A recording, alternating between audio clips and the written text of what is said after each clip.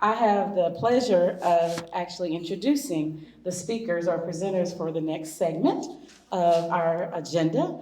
And so I'll be very brief with that because you actually have their detailed bios in the program. First, we have Shannon Owen, who is the Director of Operations for the Hispanic Alliance, and she also her serves as an adjunct professor at Clemson. Now, you're going to see her tie to Clemson because it started back with her undergraduate degree in public health and health sciences, and then she went on to receive her master's degree in health administration through MUSC and Clemson joint degree. So we can't wait to hear from Shannon Owen, and then we will move to TJ Rumler. TJ will also present, and his role with the Alliance is as Director of Leadership Development and Programs. A little bit aside for TJ is that he owns a trauma-informed consulting firm that provides various services like telehealth psychotherapy and customized trainings for various organizations and schools. TJ holds a master's degree in social work, so TJ. And then Vanessa Rodriguez. Vanessa serves both the Alliance and also LiveWell Greenville as the Community Action Coordinator. And she is from Puerto Rico and served her government as the Director of Public Relations for Commission on Women's Affairs and Communication and Press Director for the Office of Women's Advocate for the Puerto Rican government. So now you get to hear from all three of them. Thank you very much. So hopefully you guys can hear me. TJ and I both decided that we're sort of walkers as we present, so you may see us kind of go back and forth a little bit, but I'm just going to quickly just do a brief overview of Hispanic Alliance and then pass it over to TJ and Vanessa.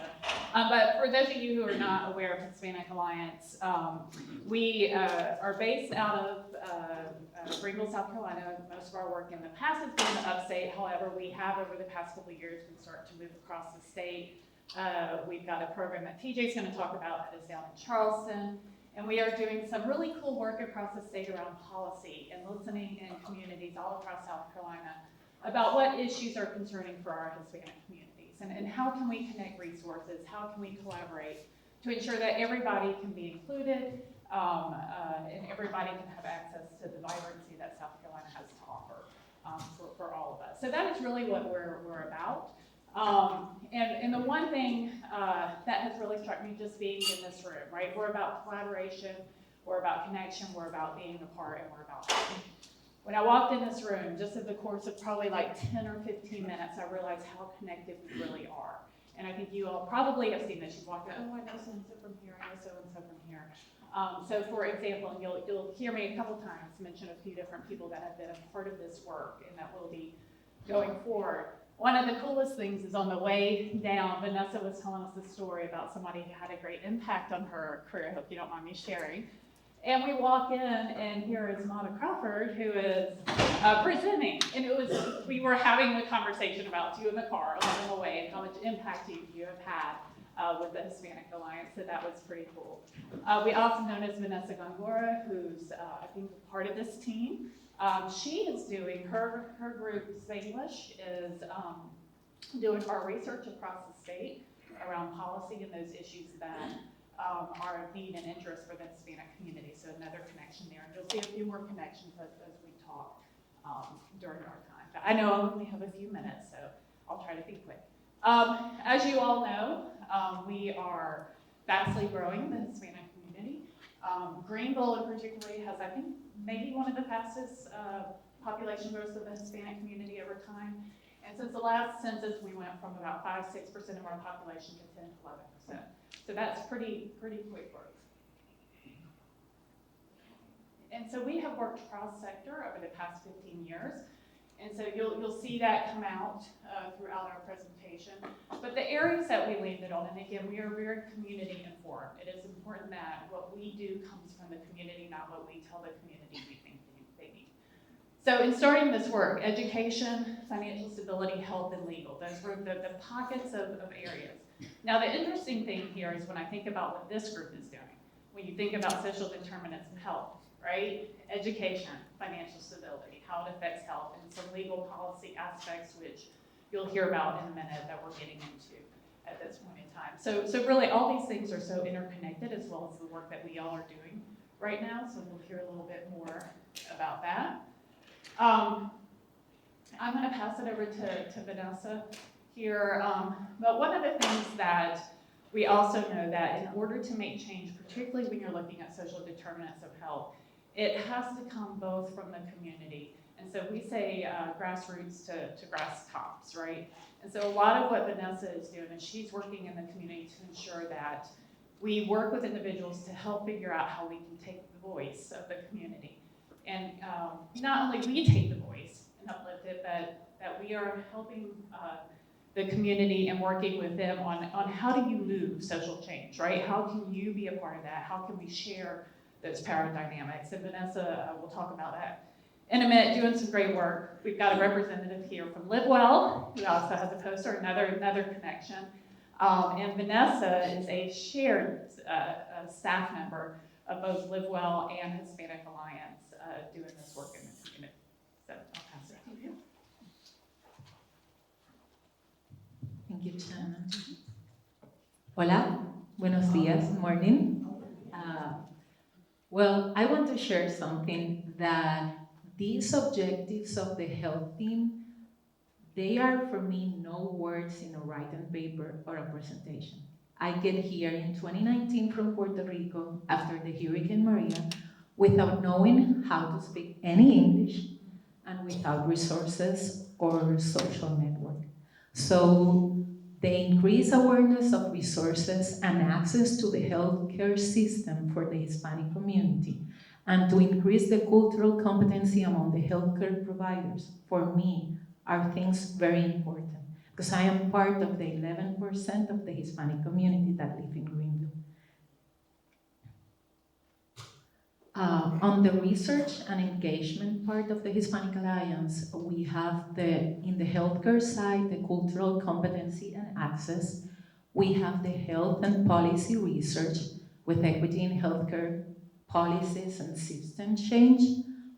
We have the heal and health partnerships, looking the food insecurity and limited active living access. And I want to stop here because the HEAL stands for the Health Equity Action Leadership Board. It's a board of Hispanic and Black community. It's a real multicultural and multilingual space.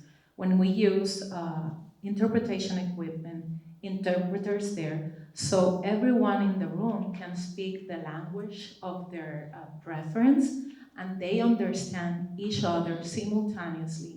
And we get from our neighbors the real information that we want to have to move forward and create implementation plans.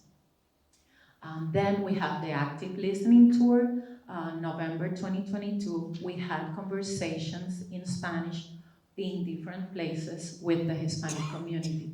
So some of the barriers that we receive are the financial barriers, the cultural barriers, and the advocacy barriers, because sometimes they need to go everywhere without knowing the language, but trying to do the best that they can.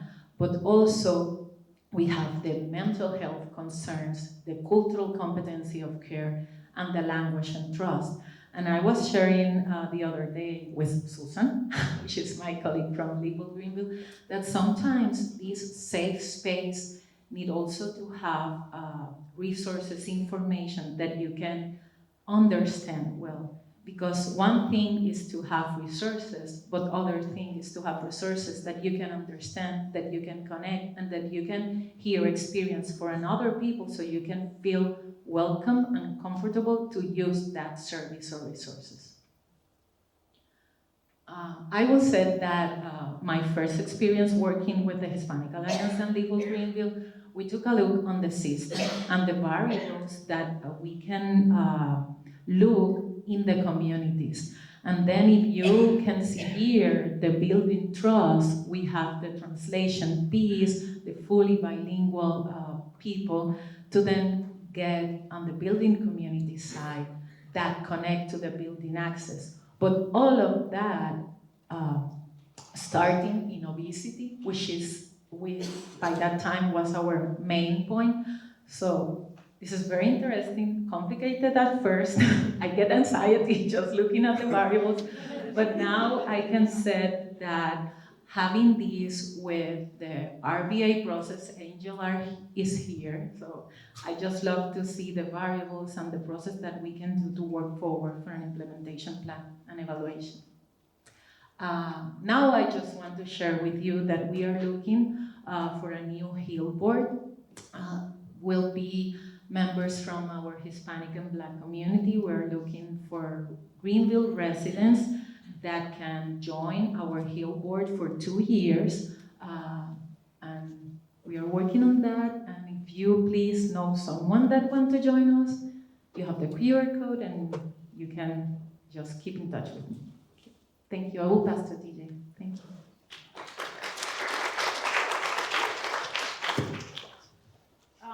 One more piece that we wanted to mention, and then we'll transition over to TJ, is just some of this work that we're doing in health, particularly in the research space. And I'm going to walk over here so I can look at this a little bit better. So one of the things is we're in partnership right now with a couple of universities and with RAIN, which is the Racial Equity and Economic Mobility Group in Greenville. Again, those connections, Stacey Mills and Courtney Hicks, are part of this group as well. And then Melissa Fair, I saw a little bit earlier from Herman and Clemson. We were fortunate enough to receive a grant last year to help us really look at policy research. And when we talk about social determinants of health, again, that is extremely important when we think about barriers. So we're looking at things from zoning policies, infrastructure, transparency, and how decisions are made, particularly with infrastructures and particular neighborhoods in our community. All of that folds back into the work that Vanessa's doing with the HEAL board, is how can we ensure those community boards are part of that process, right, in our community, so that there is equity in the infrastructure that leads to health opportunities. So we're taking a look at that and a variety of other things, from housing, being able to stay and age in place, and so forth. So we'll have more information as the year goes on about what that looks like. Also doing qualitative research, again, utilizing community groups to inform that, and folding that into the power dynamics, right? How do we make sure that we can all be civically engaged and have a voice in these processes that do affect health and equity in the community. So with that, and some other policy things that we're looking at, we're going to talk a little bit about our Student Dreamer Alliance. And another connection, I want to thank Sisters of Charity, because they are a funder of this program. And I know we've had Representative China Phillips was here, we saw when we walked there. There you go, thank you. And so you'll see that actually with the funding with Sisters of Charity, we're able to move into the Charleston area as well, which is going to provide great impact across the state. So,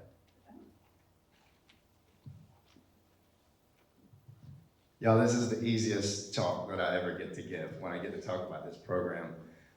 As you kind of start to read some of these statistics or facts that are up on the screen, as a therapist and living in the mental health world, a lot of times when we talk about equity, power dynamics, client choices and things like this, a big paradigm shift that has helped me and probably a lot of you all is like when you think about folks that you're serving a lot of times, sometimes it's easy for us as you were saying earlier, when we get dressing up in our fancy clothes and we go to these nice meetings, it's easy to forget what it's really like when you don't have certain things or certain opportunities. And sometimes I ask myself, did people make bad choices or did they have bad choices?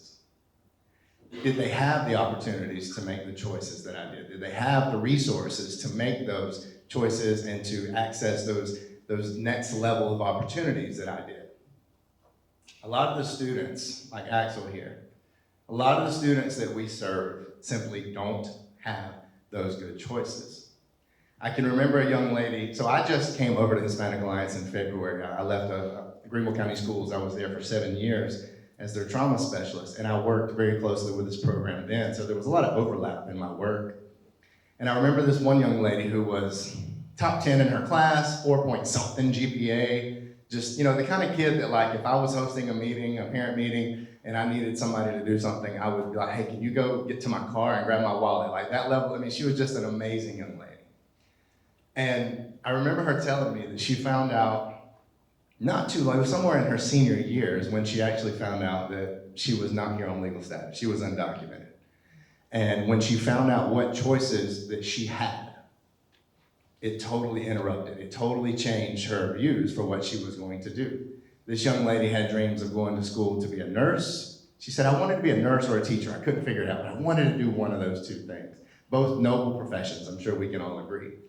And when she found out that, one, as you probably already read here, she would not be able to even go to an in-state school, like literally, cannot enroll. If you wanted to write a check for this young woman to go to the University of South Carolina, Columbia, she could not go. If she went to a private university, even though she had lived here since she was 6 months old, she would have to pay out-of-state tuition. If she decided to go to that route, if she could get the funding to do that, she passed all her classes, she became an educator or a nurse, she couldn't even sit, well, I guess she could sit and pay and waste her money, but she could not get the licensure that it would require to be a nurse or a teacher. Even if a student was on DACA, cannot get the licensure to do these kinds of jobs. And this is happening every day, every day. And we're gonna have a white paper that's gonna be coming out soon that talks about the economic impacts of this. But when we can advocate for some of these laws to change, to make it more accessible for the students that we serve, to be able to access higher level education, we're gonna cultivate and foster a more equitable and thriving South Carolina for all of our citizens. So, what we're doing with the Student Dreamers Alliance, which is a program that was founded 7 years ago, we just finished our 6th cohort, actually number 6 in Greenville, and the first one ever in Charleston, which was really cool. We expanded down there. We're at Carolina High School and Berea High Schools in Greenville, if you're from the upstate. If you're familiar with Charleston, we finished our first cohort at R.B. Stahl High School. Really awesome. So we got Charleston in here? Y'all know Stahl? It was I love getting to meet those kids. This is actually our Greenville cohort that you're seeing right here. They just graduated. So this program was founded really to work with Hispanic students, immigrant students who dreamed of a better future, who dreamed of a better tomorrow for themselves and their families and their communities. And we take them through a 9-month process. If you're familiar with like a cohort model, like a Leadership Greenville, something like that, where you meet with people in a fellowship kind of way, we meet with them 6 times throughout the school year off campus in rooms somewhat like this, where we have people like you to come in and facilitate conversations. We help them develop a stronger inner locus of control, because we know when they can do that, when they can find their inner voice, that they have more ability, they have more self-efficacy in their ability to make better choices, to access better choices for them and their families. We teach them what advocacy is. What is the history of immigration? What is the history of civil rights in this nation? How does advocacy work? One of my favorite sessions, y'all, is session 5. It's the next to the last, where we have groups of individuals at the local, federal, and actually state advocacy level to come in and teach these kids about what that looks like. What does advocacy look like in the real world? And then they, which you can see here, this is a group of some students from Charleston from this previous cohort, they're actually designing their own civic engagement project. So we help them to figure out what are the things that you're passionate about in your community? What problems do you feel need to be changed? And then how can we provide you with the knowledge, the access, the resources to put together a project to make that happen? And again, this is Charleston. This is down at the Charleston County Challenge course. So the last one, we not only challenge them cognitively, we challenge them physically. So we take them through a ropes course. Many of them had never done anything like this. And y'all, to see these kids go through these obstacles and these challenges, and like as the adults, we can kind of just step back and watch them start to support each other. If I could go back, there was a young man from Greenville this year who was doing the same thing. And he looked at me mid-course. And you can just tell, like something's happening right now. Your wheels are turning. And he goes, TJ, you know what I just realized? He said, bravery's not having fears. Bravery's working through your fears. And when I talk about developing that inner locus of control, those are the things, like I can help you do a ropes course, but when you realize that that's what bravery is, then get out. This kid is going to take that lesson with him through the rest of his life, and it's going to change him and his community. So we also provide tangible resources. This year we were able to give out over $20,000 in scholarships. So that is one of my favorite things. You'll see some of the faces of the students who got those scholarships. And we also have funds for, I guess, what we call supplemental support. So if smaller things are standing in the way of a student staying in school or getting in school, we can assist. We are implementing mentorship. Our goal this year is to have one-on-one mentorship for every student in SDA. So at the end of this presentation, I'm going to give you a QR code. If you live in the upstate or in Charleston and would be interested in mentoring one of our students, would love to talk to you more about it. We also try to make sure that all of our students who are interested in getting an internship get one. I mentioned the access to local, national, and national leaders, and ultimately our goal is to create generational change in through each cohort. Many of our students are also first-generational college students. Really quickly, not going to dive into this. It's on our website at scdreamers.org. But this is the session flow that we take our students from. Can I go back? And this is just a little bit of the data that we just pulled from our end of the year evaluation from our students. I just wanted to kind of show you in a snapshot from the SDA increased my desire to do well in school, has been a positive turning point in my life, all the way to I'm more likely to speak out for what I believe. The majority of our students either agreed or strongly disagreed with these statements. And these are just our 8 beautiful students who were able to get each $2,500 scholarships for either some of them in their first year of college and a couple of them in their second, third, even fourth year of college. And lastly, to close out, we mentioned mentorship. We really believe that the access to just even one competent, caring, consistent adult in a student's life can make a difference. It can make a difference in social determinants of health, it can make a difference in access to opportunities, and it can just make a difference in their overall holistic well-being. So if you are interested, or even if like, hey, I might not have the access to do it, but I know a friend in Greenville, I have a friend in Charleston who would be great, please send them this. It's not committing you to be a mentor. What it's doing is saying, I would like a little more information. And we're gonna hold some Zoom informational webinars, and then that way they can get a more complete picture of mutual expectations. You can sign up at the end of that. I'd like to invite my colleagues back up because I know we're both standing in front of you and your lunch, but also we just kind of threw a lot of information, both high level and on the ground level about our organization. Wanted to ask if anybody had any clarifying questions. Yes. Vanessa, is the healthcare work that you do just in Greenville or is it across the state? Yes, now it's just in Greenville. Thank you. Anyone? I'm being told to do something. She wants to take a picture. Okay. Well, thank you all for your time. I'm sure we'll be around during lunch to take any questions offline. Thank you.